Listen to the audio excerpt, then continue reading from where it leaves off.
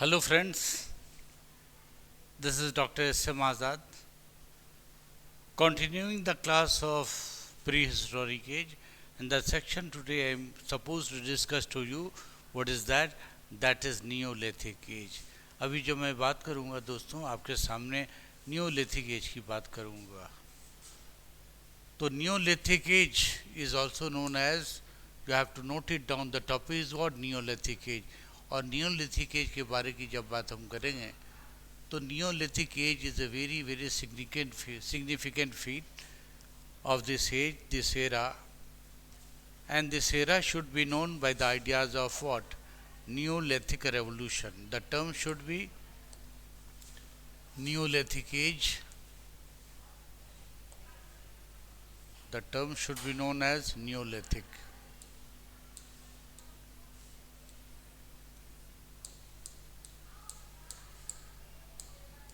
Neolithic age.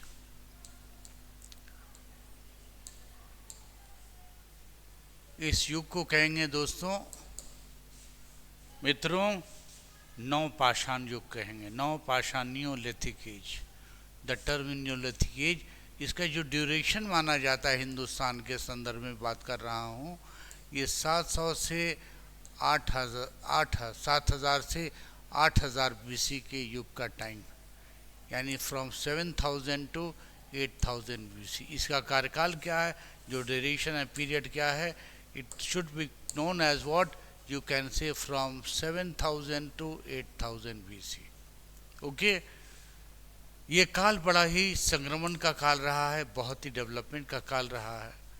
इस काल की विशेषता यह रही है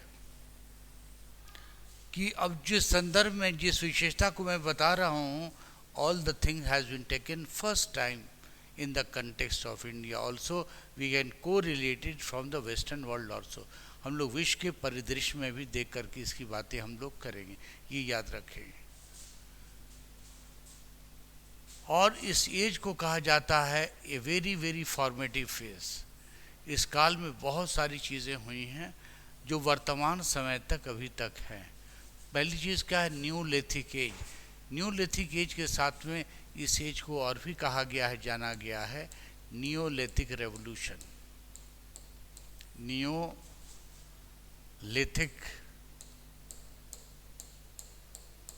Neolithic revolution.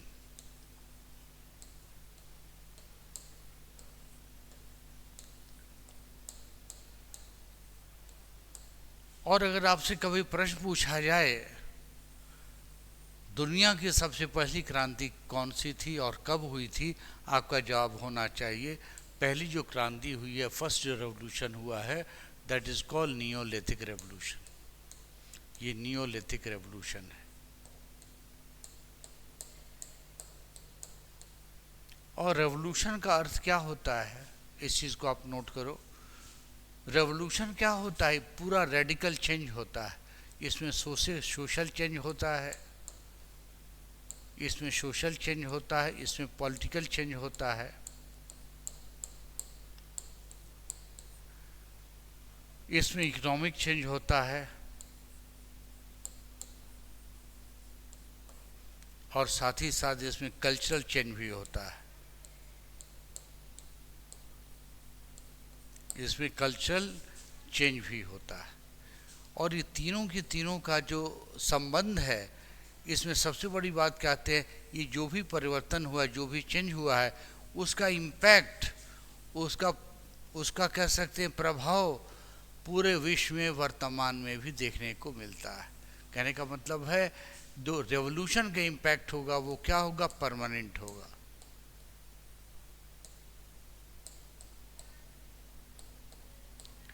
The impact would be permanent, and not only permanent, but the people of the country, whole world would be affected.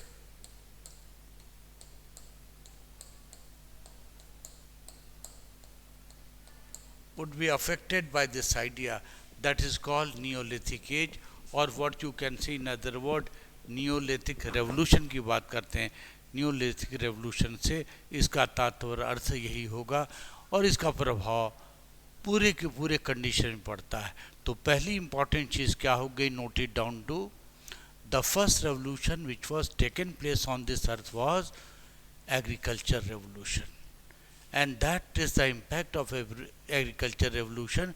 But nowadays what we are finding Swiggy, we are finding, you can see a lot of group of companies, a chain of, you can hospitality management, that they are providing each and every kind of food material to the country. And we have ample evidence of what, nutritious material in the field of what, eatable material kind of things too. तो ये क्या हुआ, वास्तविकता में क्या हुआ, इसे Neolithic नवपाषाण युग की क्रांति के रूप में जानते हैं। आज हम इसकी चर्चा करेंगे। इस क्लास को बहुत ही होशियारी से, समझदारी से और बहुत ही ये तन्मयता से इसको सीखने की कोशिश आप कीजिएगा। आपके हर सवाल का जवाब भी मैं दूंगा। तो जो चीज़ मैं डिस्कस करने जा रहा हूँ वो डिस्कस करूँगा नवपाषाण युग, नियोलिथिक रेवोल्यूशन, और नियोलिथिक रेवोल्यूशन की जो चेंजेस हुए हैं उसकी बात मैं देखने को करूँगा। नियोलिथिक रेवोल्यूशन में क्या क्या मेजर चेंजेस नज़र आते हैं इसकी मैं बात करूँगा नियोलिथिक रेवोल्यूशन के कंडीशन के। और इसमें जो टॉपिक मैं कवर करूँगा, अगेन बात क्या आएगी, टूल की बात आएगी, क्योंकि अभी तक टूल है। टूल के बाद क्या आएगी, टूल के बाद आएगी शेल्टर आएगा।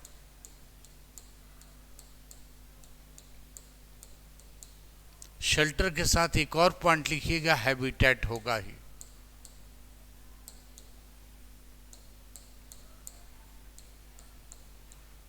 हैबिटेट होगा ही। दूसरा पॉइंट क्या होगा, जिसका पॉइंट का क्राफ्ट वर्क हो जाता है। क्राफ्ट वर्क की शुरुआत हो जाती है। क्राफ्ट वर्क की शुरुआत के बाद क्या देखते हैं, पहली बार इस काल में देखते हैं पोटर व्हील। पोटर व्हील का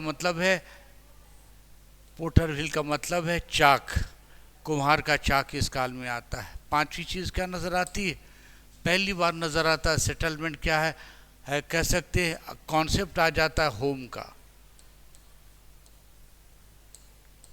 और जहां होम का कॉन्सेप्ट आएगा तो क्या देखते हैं, इकोनॉमिक कॉन्सेप्ट भी आ जाएगी। इकोनॉमी आ जाएगी। Another thing what we find, we also find the social life आ जाएगा। सोशल लाइफ आ जाएगा। फिर क्या देखते हैं, पॉलिटिकल लाइफ होगा।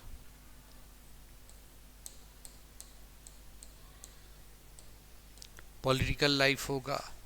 और फिर क्या देखेंगे कि ह्यूमैनिटीज की पढ़ाई शुरू होती, ह्यूमैनिटीज की जानकारी मिल जाती है। ह्यूमैनिटीज के बाद क्या देखेंगे, साइंस।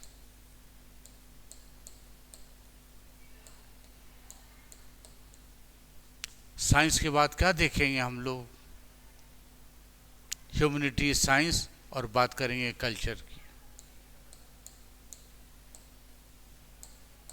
और यहाँ से कह सकते हैं ह्यूमन वैल्यू सिस्टम की शुरुआत हो जाती है। और ये सारा परिवर्तन क्या है, क्रांतिकारी परिवर्तन है, रेवोल्यूशनरी चेंज।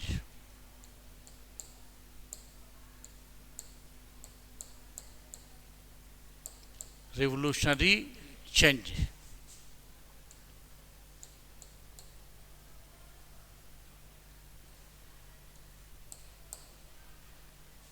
तो इतनी चीज़ों को आप लिख लीजिएगा। ये सारा चीज़ होने का कारण क्या है, इसे हम लोग नियोलिथिक रेवोल्यूशन इसीलिए कहते हैं। ये सारा का सारा एक कार्मिक, एक सिस्टमेटिक परिवर्तन हो रहा है। सोशल लाइफ चेंज होता है, पॉलिटिकल लाइफ चेंज होता है, कल्चरल लाइफ चेंज होता है, इकोनॉमिक लाइफ चेंज होता है, सारा चीज़। और वर्तमान समय में ये चेंज परिवर्तन होता चला जा रहा है। आज हम देखते हैं खाद्यान्न पदार्थ आसान हो गया है, वस्त्र आसान हो गए हैं, टेक्नोलॉजी आसान हो गई, कम्युनिकेशन सिस्टम आसान हो गया। उसके पीछे कारण क्या है, नियोलिथिक रेवोल्यूशन है। तो ये मैंने इंट्रो दिया। मैं अब क्रमिक रूप से आपको डिस्क्रिप्शन करना शुरू करता हूँ, जो इस पूरे के पूरे पीपीटी में मेंशन भी किया हुआ है, बताया भी गया है, जिसको हम लोग क्रमबद्ध तरीके से, सिस्टमेटिक तरीके से देखने की कोशिश हम लोग करेंगे। इस पीपीटी में आप खास चीज़ आप क्या देख रहे हैं, अगर इसकी बात करते हैं तो क्या नज़र आता है? ये पोटर व्हील है। ये जो दृश्य आप देख रहे हैं, पोटर व्हील यानी कुम्हार का चाक देख रहे हैं। और जो चाक जो देखने में उस काल को मिला है, वो क्या मिला? पत्थर का ही चाक मिला है। और चाक को चलाने का तरीका भी मिलता। और क्या देखते हैं यहाँ पे, पहली बार कुम्हार के चाक से एक बहुत अच्छा वेल शेप्ड, एक बहुत ही अच्छे शेप का बर्तन या आकार का बर्तन यहाँ पे तैयार हो जाता है। यहाँ फिर आप देखते हैं क्या है, एक मानव है, काट गाड़ी को खींच रहा है। ये चीज़ क्या देखते हैं? मानव है, और मानव क्या कर रहा है? एक गाड़ी से काट को खींचता है। इसका भी प्रमाण इस काल में देखने को हम लोगों को मिल जाता है। तो ये पूरी मैं समीक्षा भी तुरंत करूँगा, आपको क्रमबद्ध तरीके से करूँगा।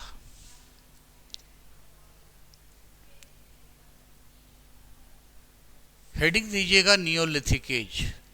The heading should be what? The heading should be written like a neolithic age. Neolithic age की विशेषता क्या नजर आती है?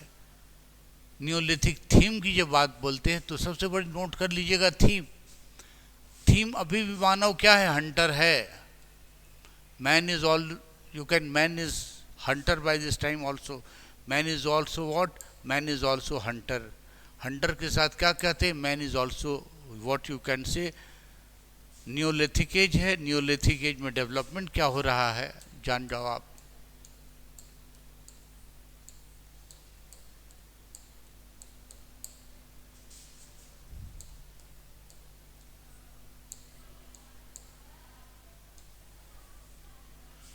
नियोलिथिक एज का थीम लिखना आप। Theme, you have to write down the theme.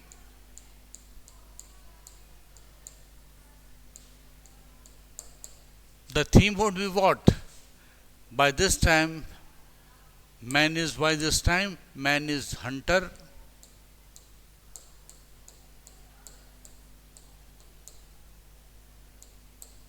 Then man is food gatherer.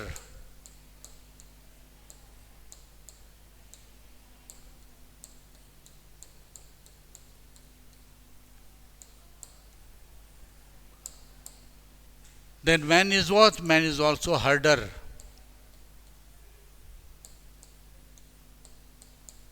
And the last one achievement is what? Man is also agriculturist. This new thing, this new invention has been taken place.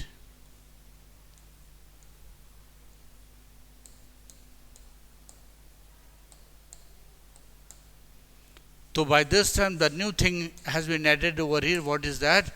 Man became agriculturist by this time. पहली बार क्या देखते हैं? मानव इस काल में agriculturist के रूप में सामने नजर आ जाता है। और सबसे बड़ा कंडीशन क्या है? अभी भी क्या देखते हैं? स्टोन है, टूल है। Tool is also there. We can't deny that the tool is not there. Tool is also there. But what we find over here, here we find that sophistication of tool has been discovered by this time. By this time what was happened? The sophistication, यानी tool जो है, tool में बारीकी या fine tool जैसी चीज़ आ जाती है। इसका मतलब क्या है? टेक्नोलॉजिकल डेवलपमेंट की बात धीरे धीरे शुरू हो रही है। तो पहली बार मानव ने पत्थर का ही उपयोग किया है, लेकिन पत्थर की जो विशेषता है, पत्थर का जो तरीका है, वो बदलता चला जाता है और उसको कंडीशन में नज़र आ जाता है। Tool became what? Tool became fine, and apart from the fine tools the tool also became sophisticated.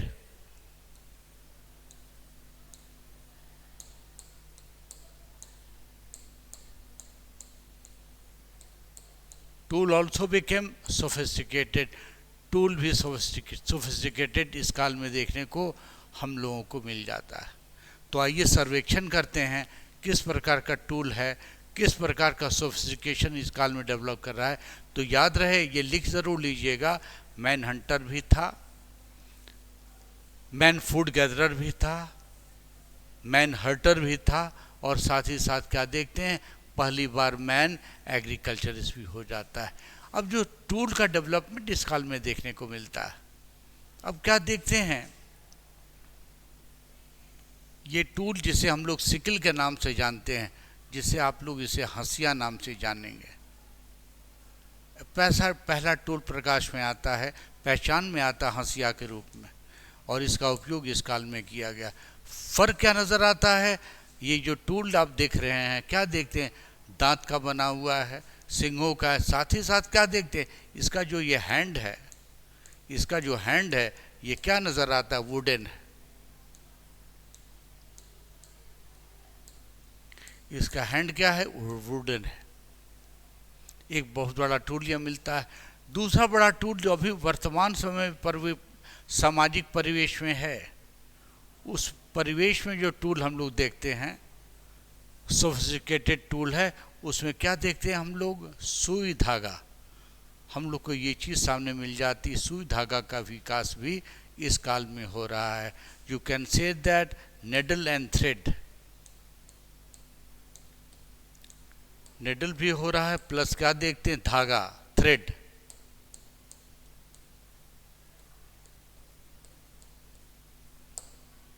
Needle और थ्रेड का भी डेवलपमेंट इस काल में हो रहा है। फिर जो और एक नई चीज़ का डेवलपमेंट इस काल में होता है, क्या देखते हैं, पोटर व्हील। पहली बार का नजर था, व्हील बन जाता है, व्हील,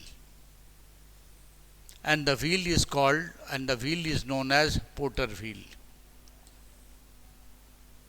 याद रखेंगे आप इसको, you can't forget it, because this is the first revolution in the history of human life. Human life के जीवन में पहला रेवोल्यूशन इस समय निकल के आता है। और सबसे बड़ी बात है, पहली बार ये भी चीज़ की जानकारी मिल जाती है कि जो पोटर व्हील घूम रहा है, इसके घूमने का जो तरीका है वो क्या है, वो हमेशा क्लॉकवाइज है, एंटी क्लॉकवाइज नहीं है, एंटी क्लॉकवाइज नहीं है। और इसी के प्रकार से देखते हैं, पहली बार चक्के का विकास हो रहा है। And normally the wheel is, you can roundish, wheel क्या होता है, राउंड हो जाता है।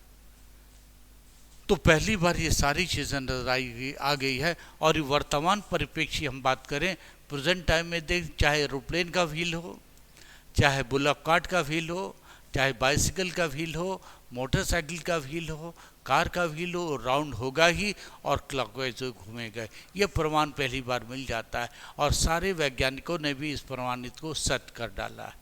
व्हील का प्रयोग इस काल में होता है। तो ये सब का सब क्या है, नई उपलब्धि है, नई डिग्री, नई उपलब्धि के साथ में नए आविष्कार के रूप में इसे कंसीडर किया जाना चाहिए।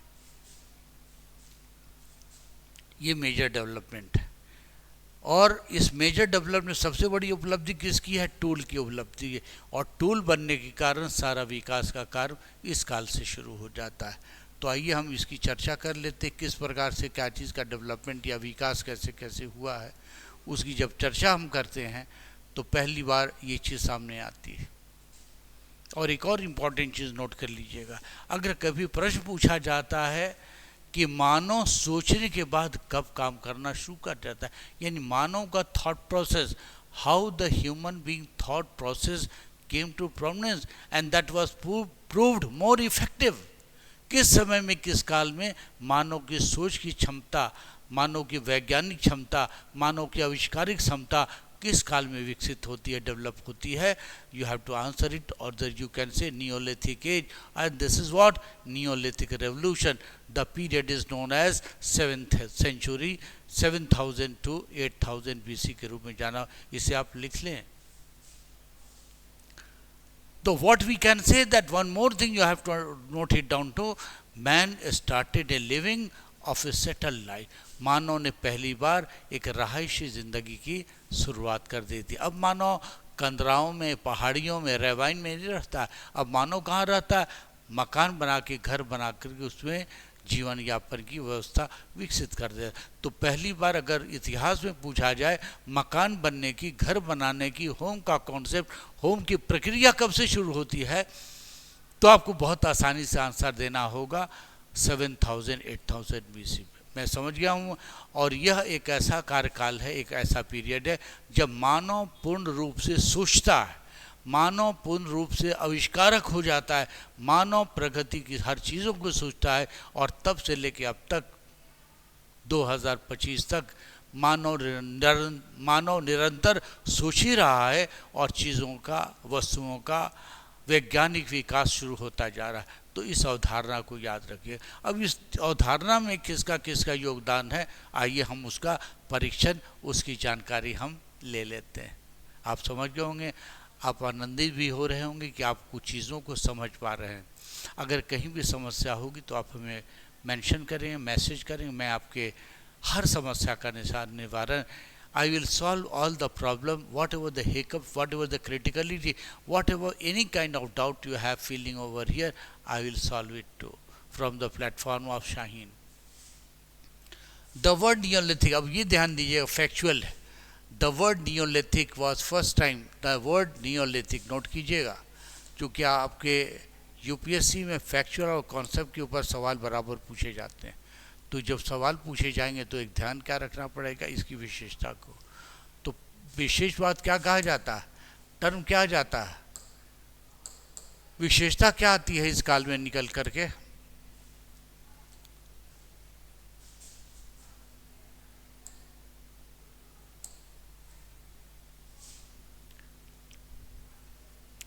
फर्स्ट टाइम एक क्वेश्चन यहां पे होगा यूपीएससी का, first time who coined the term, पहली बार किस व्यक्ति ने या किस हिस्टोरियन ने या किस कहा जा सकता है इंडोलॉजिस्ट ने पहली बार नामकरण किया। इस फिलोसफर का नाम था, इतिहास का नाम था जॉन लुबक। जो कार्यकाल था 1865 का, पहली बार इस टर्म को नवपाषाण युग नियोलिथिक के टर्म को क्वाइंट किया जाता है 1865 में। आफ्टर दिस, इसके बाद क्या देखते, V Gordon Childe, V Gordon Childe ने टर्म का नाम दिया नियोलिथिक फेज और नियोलिथिक रेवोल्यूशन। तो आपका दूसरा प्रश्न, आपका दूसरा सवाल यहाँ नजर आता है, क्वेश्चन पूछे जाने की संभावना होती है।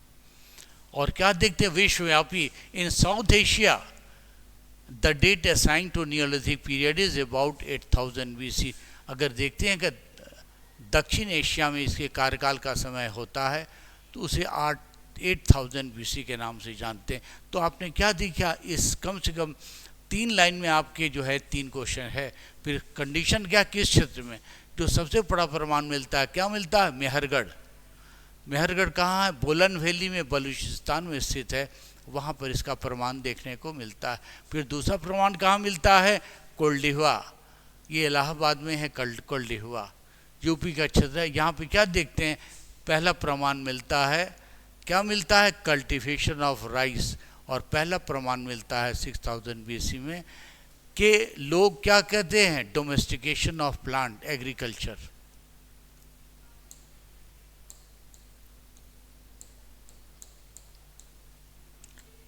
कृषि की शुरुआत इस काल में यहाँ हो जाती है।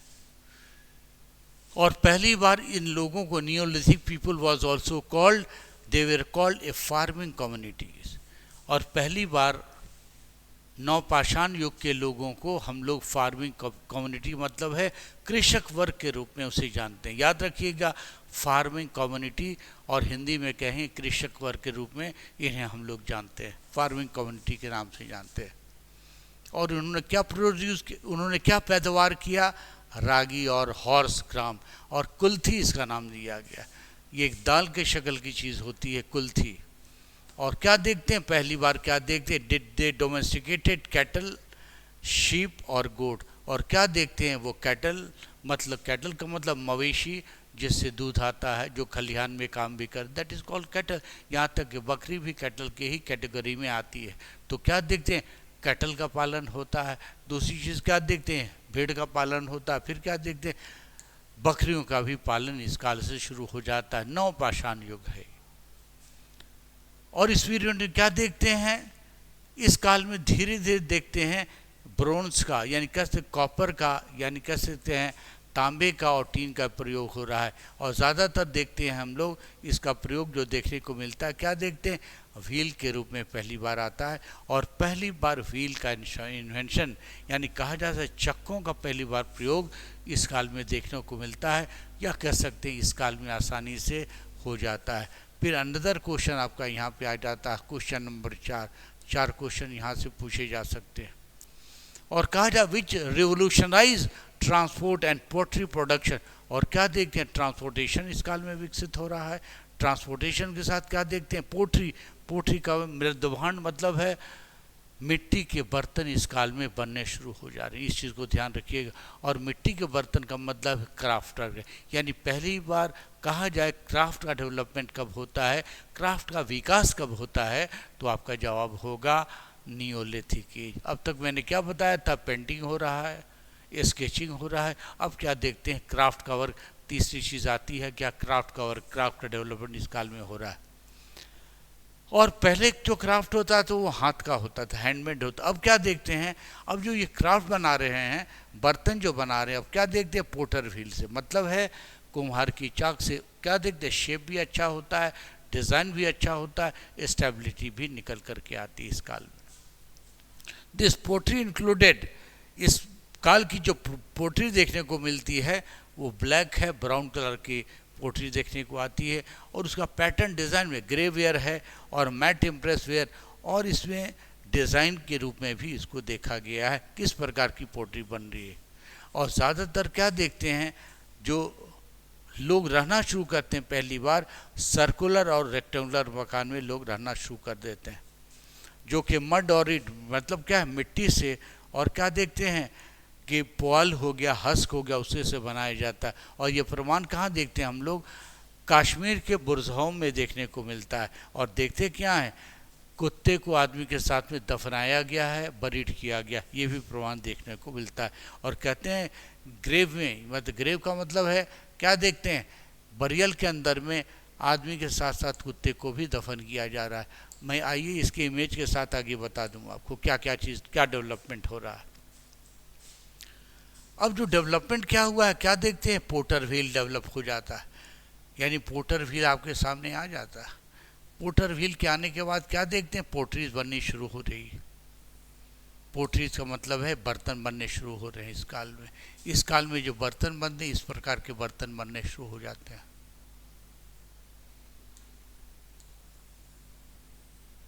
और ये चलन अभी भी वर्तमान समय में भी है, छोटे बड़े हर प्रकार के बर्तन बनने शुरू हो जाते हैं। और शायद जो सबसे पहला बर्तन हम लोग फील करते हैं उसे हम लोग ग्लास के रूप में मानते हैं, drinking water glass.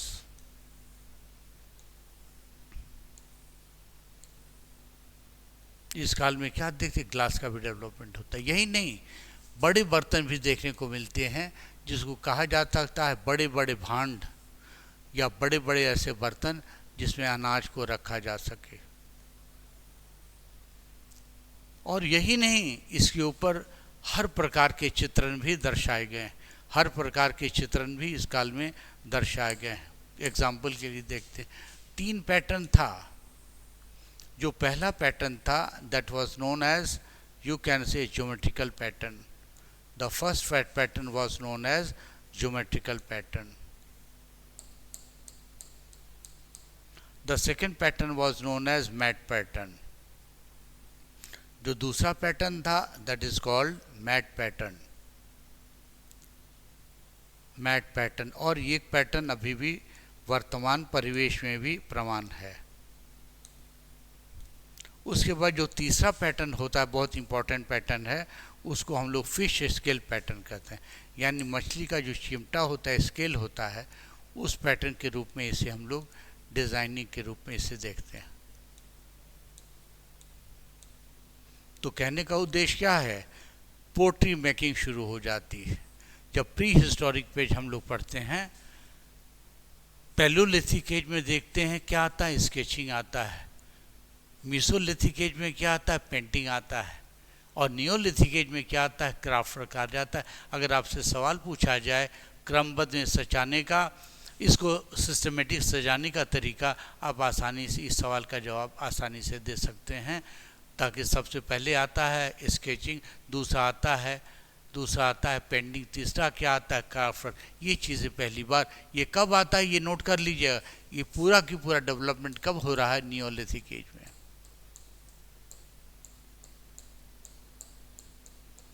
Neolithic age में।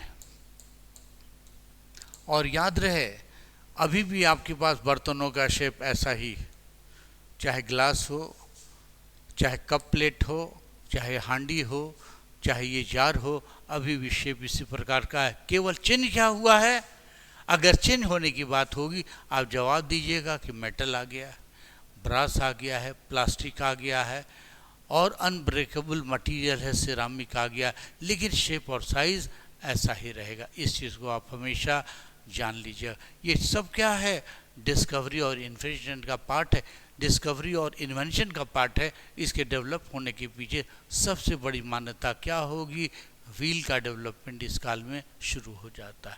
तो इस बात की विशेषता को आप ध्यान देते हुए चलिएगा। एक और सबसे बड़ी चीज़ सामने में आती है, मानव ने इस काल में फील किया, मानव ने इस काल में फील किया, और मानव ने शायद पहली बार कह सकते हैं कि गाड़ी बनाने का आविष्कार भी किया। हम लोग क्या देखते हैं, मानव ने अनुभव किया, फील किया कि लकड़ी का एक बड़ा गट्ठर अगर किसी स्लोपी प्लेस में है तो क्या देखते हैं, वो मूव करता हुआ नीचे की ओर आ जाता है। जब मूव करके नीचे आता है तो मानव ने अनुभव किया कि ये तो चक्के का रूप भी बनाया जा सकता है।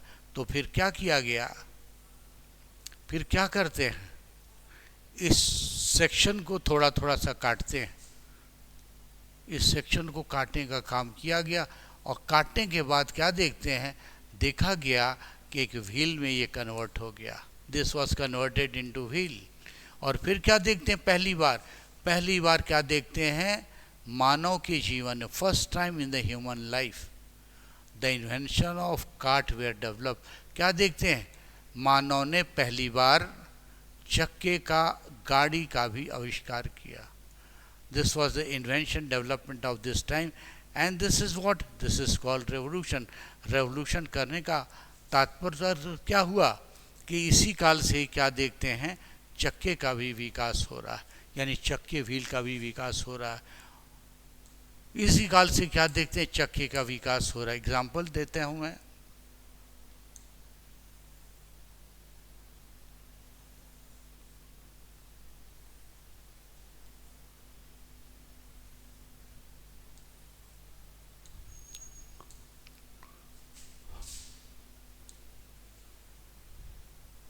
अब क्या देखते हैं, काट शुरू हो जाती है, यानी चाहे घोड़ा गाड़ी के हैं या ऊंट गाड़ी के हैं, शुरू हो जाता है। तो पहली बार क्या डेवलपमेंट हुआ, मानव सेंसिटिव होता है, मानव आविष्कारिक होता, क्या होता है, first time it was happen in the world that the load taken by the mankind on the head और shoulder was replaced to cart.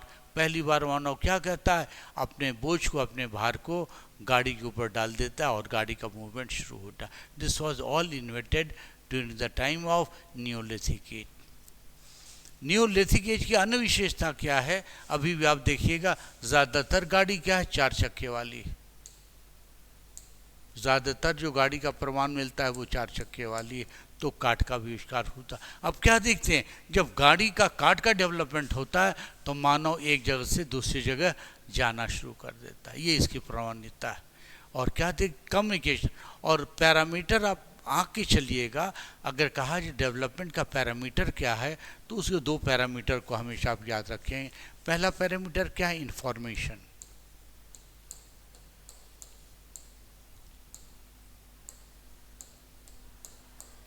Information, और दूसरा पैरामीटर क्या, कम्युनिकेशन।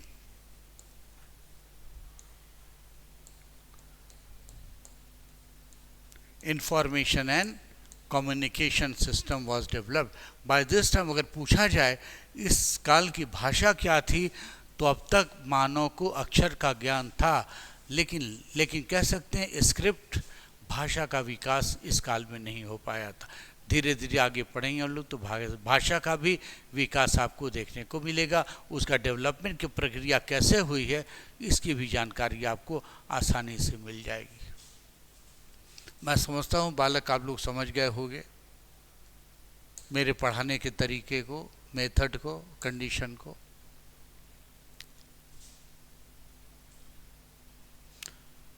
तो क्या देखा, ये सारी चीज़ मिल जाती है। जॉन लुबक और ख़ास करके गॉर्डन चाइल्ड का नाम आप नहीं भूलेंगे। अब देखते हैं what were the major tools during this period. इस काल का मेजर टूल जैसी चीज़ क्या निकल के आती है। Major tool of this site what you find, mostly polished stone. अब जो स्टोन का उपयोग हो रहा वो क्या है, पॉलिश्ड है, चमकीला से स्टोन है, डिज़ाइन स्टोन है, और उसमें पैक्ड चीज़ नज़र आती है। ग्राउंड स्टोन भी है, मतलब ज़मीन में चीज़ें भी खोदने वाली चीज़ है। और हैंड एक्स का प्रमाण बहुत ज़्यादा इम्पॉर्टेंट है और हमेशा उसकी प्रधानता देखी गई है, जो कहते हैं हम लोग हाथ की कुल्हाड़ी है। तो नियोलिथिक काल के जो लोग होते थे वो पॉलिश स्टोन का सामान यूज़ करते थे, सिल्ट का भी इस्तेमाल किया है, क्वार्टजाइट भी इस्तेमाल किया है। और 3 इम्पॉर्टेंट नियोलिथिक सेटलमेंट, और नियोलिथिक काल के 3 सेटलमेंट मतलब है 3 ऐसे स्थान का नाम बताएं, मेजर स्थान। नॉर्थ वेस्ट रीजन का स्थान का है, वहाँ पे क्या देखते हैं, रेक्टेंगुलर एक्स मिला है विथ कर्व कटिंग एज है, यानी रेक्टेंगुलर एज मिला है, कर्व कटिंग एज भी देखने को मिलता है। फिर क्या देखते हैं, पॉलिश स्टोन, स्टोन का जो स्टोन की जो कुल्हाड़ी मिली है वो काफ़ी एज है, काफ़ी वेज है, धारदार जैसी चीज़, और वो रेक्टेंगुलर देखने को मिलता है। रेक्टेंगुलर का मतलब इस प्रकार का मिल रहा है देखने को, रेक्टेंगुलर, लेकिन इसके साथ में एज भी बना हुआ। और ये ओकेशनल। दूसरा क्या, साउदर्न रीजन में देखते हैं एक्स जो है ओवल टाइप की है, यानी दूसरी जो कुल्हाड़ी मिल रही है वो क्या है, ओवल्स टाइप की है। और साथ में क्या, ओवल के साथ में क्या, पॉइंटेड भी है, लाइक दिस।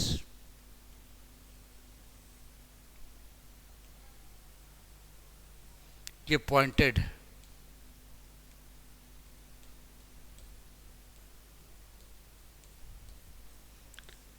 ये भी देखने को इस काल की मिल रही है, नवपाषाण युग की। अब ये फैक्चुअल बेस्ड चीज़ है, इसको आप आसानी से समझिएगा, चूँकि आपको इसको रिटेन करना, मेमोराइज करना पड़ेगा विथ कंटेक्स्ट के साथ में। Mehrgarh consider to be the major site. Major site क्या देखते हैं, मेहरगढ़ देखते हैं। It is the earliest neolithic site known as what you can say bread basket and what Baluchistan and the province of Pakistan में देखने को मिलता है, ब्रेड बास्केट साइट। फिर एक दूसरा साइट है बुरज़होम कश्मीर का, और यहाँ देखिएगा रेक्टेंगुलर चॉपर है, और क्या देखते हैं यहाँ पे आदमी के साथ में कुत्ते को भी दफन किया गया देखने को मिलता है। फिर चुपनी मांडो बेलेंड वैली है, क्या देखते हैं यहाँ पहली बार मिलता, पहली बार पोट्री का फरमान यहाँ पे मिल रहा है। फिर क्या देखते हैं, बेलेंड वैली नॉर्थ साइड में देखते हैं, जो विंध्या के रेंज में है, मिडल ऑफ द नर्मदा के बीच में है, यहाँ भी एविडेंस देखने को मिलता है। यहाँ पे तीनों फेज की चीज़ें हैं, पैलियोलिथिक साइट भी है, मेसोलिथिक साइट भी है, और नियोलिथिक साइट भी है। और ऐसे ऐसे प्रश्न अक्सर पूछे जाते हैं, वैसे क्षेत्रों का वर्णन के describe about that site where we find the evidence of palaeolithic, mesolithic and neolithic age. तीनों प्रमाण देखने को मिलता है, ये भी चीज़ें पूछी जा सकती है, और इस प्रकार से आप चीज़ों को डेवलप कर सकते हैं।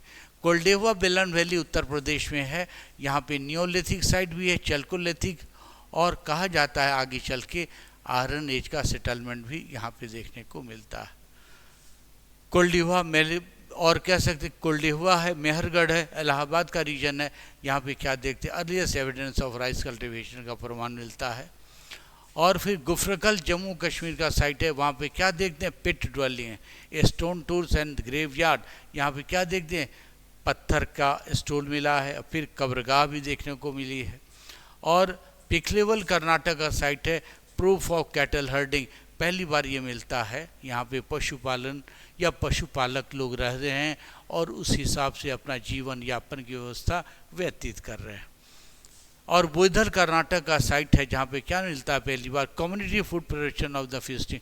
ये प्रमाण क्या मिलता है, एक कम्युनिटी फेस्टिंग मतलब क्या, लोग मिलजुल करके एक जगह खाना बनाते हैं। एक कम्युनिटी फेस्टिंग का प्रमाण यहाँ पे इस क्षेत्र में देखने को हम लोगों को मिल जाता है। तो इस प्रकार से क्या देखते हैं, ये सारे साइट हैं जो जुड़े हुए किससे हैं, जो नियोलिथिक साइट से जुड़ा हुआ है। ये पूरा के पूरा क्षेत्र है, एविडेंस है, देखने को मिलता है। यहाँ पे मैंने एक आकृति दी है, उसको ध्यान से आप पढ़िएगा, समझिएगा। इससे सवाल भी यूपीएससी में पूछे गए हैं। इस क्षेत्र को आपको याद रखना है। जैसे बुरज़होम कश्मीर का क्षेत्र है, यहाँ पे क्या देखते हैं, dog and master was buried. फिर मेहरगढ़ है, इंडस का क्षेत्र है, यहाँ भी प्रमाण मिल रहा है। फिर हिमालय का रिचीरन मतलब बिहार का ये छपरा है, यहाँ भी मिलता है। कोल्डिवा जो क्षेत्र आप देख रहे हैं। फिर गंगा नदी का क्षेत्र है, नर्मदा नदी के क्षेत्र में भी ये चीज़ देखने को मिल रही है, और कावेरी नदी के तट पे है।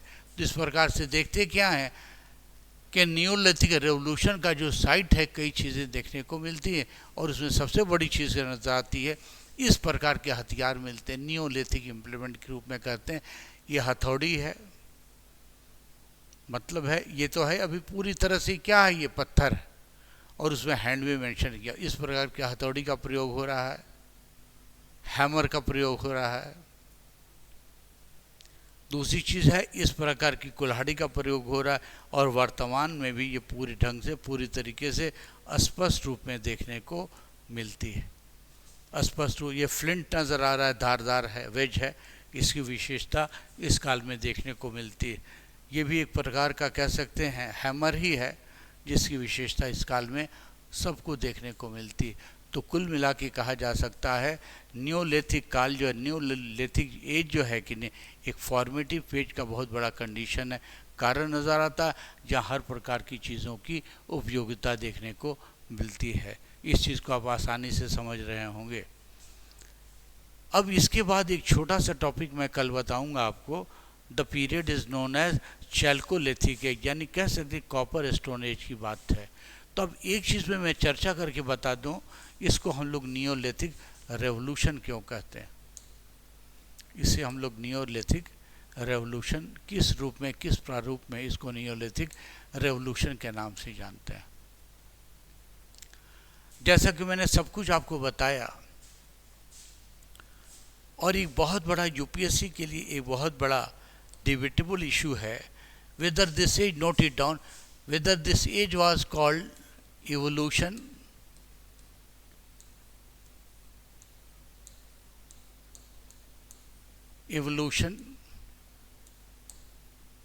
or revolution.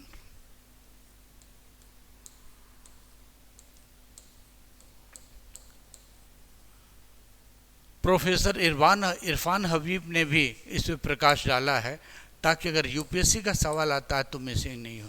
एक टर्म क्या है, कुछ हिस्टोरियन कहते हैं ये एवोल्यूशन है, लेकिन कुछ हिस्टोरियन कहते हैं रेवोल्यूशन है, और प्रमाण क्या है, ये रेवोल्यूशन है। एवोल्यूशन का मतलब क्या होता है, क्रमिक विकास। क्रमिक विकास का मतलब क्या देखते हैं हम लोग, क्रमिक विकास क्या देखते हैं हम लोग, क्या देखते हैं, पैलियोलिथिक एज।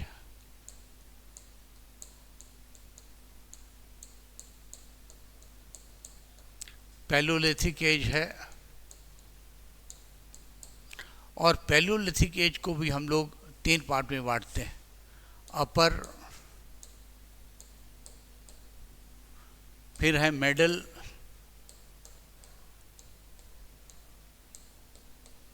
फिर हम लोग बांटते हैं लोअर। इसके बाद दूसरा जो सेक्शन है हम लोग बांटते हैं मीसोलिथिक एज।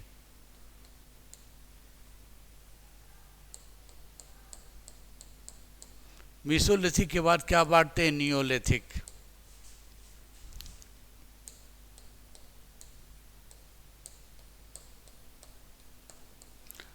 तो क्या देख रहे हैं, ये क्रमिक विकास हो रहा है, सिस्टमेटिक चेंज हो रहा है, and this process is called evolution. इस प्रोसेस को हम लोग एवोल्यूशन कहते हैं।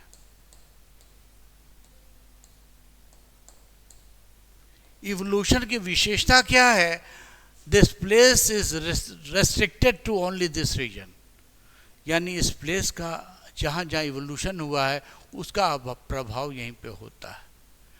लेकिन रेवोल्यूशन का अर्थ क्या है, रेवोल्यूशन का अर्थ क्या है, इसका प्रभाव विश्वव्यापी होगा, मतलब क्या, ग्लोबल होगा।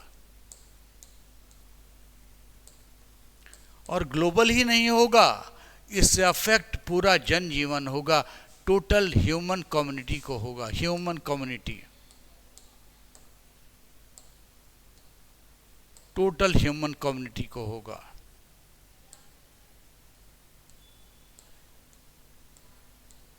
जैसे सबसे बड़ी क्रांति किस क्षेत्र में आती है? कृषि के क्षेत्र में आती है। और कृषि के क्षेत्र में जब क्रांति होती है तो भारत का पॉपुलेशन, मैं भारत का एग्जांपल ले रहा हूँ, भारत की जनसंख्या की अगर बात किया जाएगा आज़ादी के बाद, अगर भारत की जनसंख्या की बात करें, कब? आज़ादी के बाद।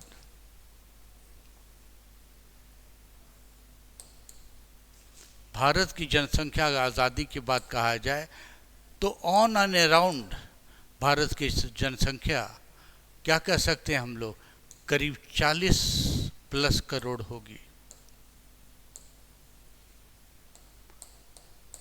और आज आज़ादी के बाद 70+ में क्या देखते हैं, 70+ में क्या नज़र आता है? भारत की जनसंख्या 145 करोड़ है, हो गई है। इसके होने के पीछे कारण क्या था? इसके होने के पीछे सबसे बड़ा कारण था कृषि में आई क्रांति। और कृषि की क्रांति क्या है? भारत ही नहीं, ये विश्वव्यापी क्रांति रही। अगर भारत की बात करते हैं, भारत में आई क्रांति में एक और क्रांति आ जाती है, मॉडर्न एज की भारत में क्रांति। उस क्रांति को हम लोग क्या कहते हैं? ग्रीन रेवोल्यूशन के नाम से जानते हैं। Green revolution.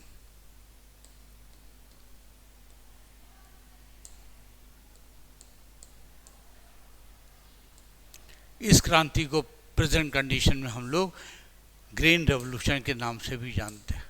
इसका प्रभाव क्या पड़ा? हम पूरे भारतवासी पूरी तरह से भारत की पैदावार, भारत की कृषि पर डिपेंडेंट हो गए। आप मेरी बात को समझिए होंगे। एक क्वेश्चन आप लिखो, critically examine, note down the question, critically examine, critically examine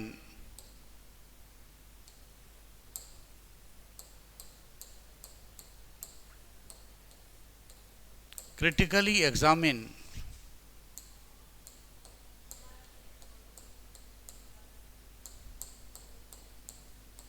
critically examine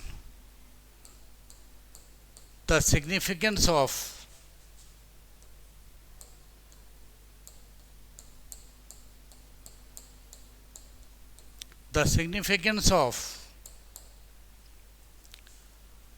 Neolithic revolution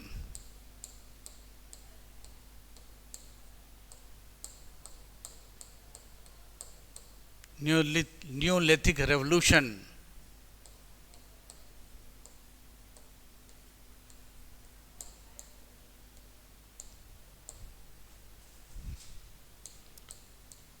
to Indian society.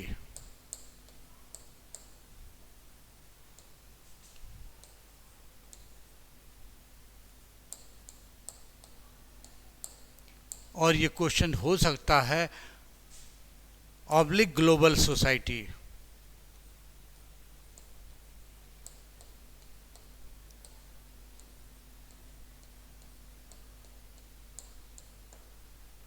आप समझ गए होंगे। तो आज आपका ये टॉपिक, आज आपका ये चैप्टर प्री हिस्टोरी के समाप्त होता है बंधुओं। अगर कोई भी शक हो, सुबह हो, संदेश हो तो आप हमसे डायरेक्ट कांटेक्ट करेंगे। शाहीन के प्लेटफॉर्म से मैं बोल रहा हूँ। साथ ही साथ क्या देखें, कोई भी इसमें समझने में अड़चन आएगी, गंभीरता आएगी, क्रिटिकलिटी आएगी, मैं उसका जवाब देने को तैयार रहूँगा। Thank you very much. नमस्कार। मैं फिर आपसे दूसरे दिन आपसे मिलूँगा। Thank you very much.